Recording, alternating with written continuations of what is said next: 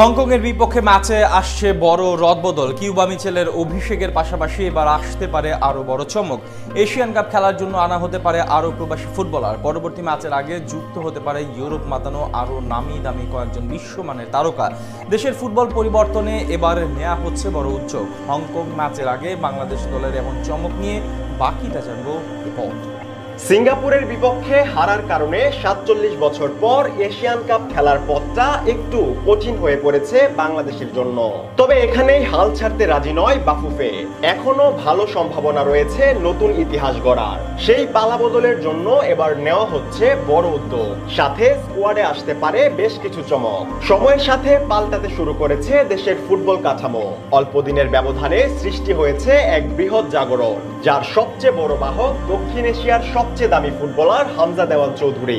English premier league খেলা এই তারকা পরিণত হয়েছে বাংলাদেশের সবচেয়ে বড় সুপারস্টারে। তার পথ ধরে আসছে দুনিয়ার নানান প্রান্তে ছড়িয়ে ছিটিয়ে থাকা আরো বহু প্রবাসী ফুটবলার। সেখান থেকে এবার বড় সুখবর দিতে যাচ্ছে ফুটবল ফেডারেশন।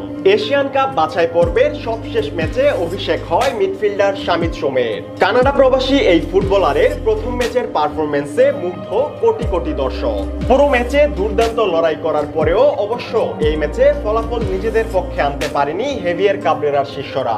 তবে হংকং ম্যাচের আগে নিজেদের শক্তিমত্তা বাড়াতে নতুন করে চিন্তা ভাবনা করছে বাফুফে।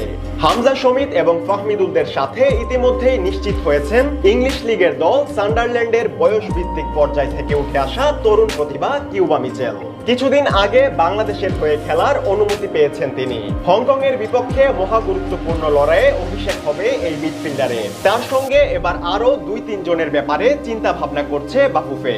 বাংলাদেশ দলের এখন সবচেয়ে বড় সমস্যা নাম্বার 9 পজিশন। সেটা পূরণেও আসতে পারে বড় চমক। চলতি মাসে ঢাকার মাঠে বসবে প্রবাসী ফুটবলারদের মিলন মেলা। প্রায় অর্ধশতক ফুটবলার আসছেন শেকড়ের টানে বঙ্গপারের জার্সি গায়ে জড়ানোর স্বপ্ন নিয়ে।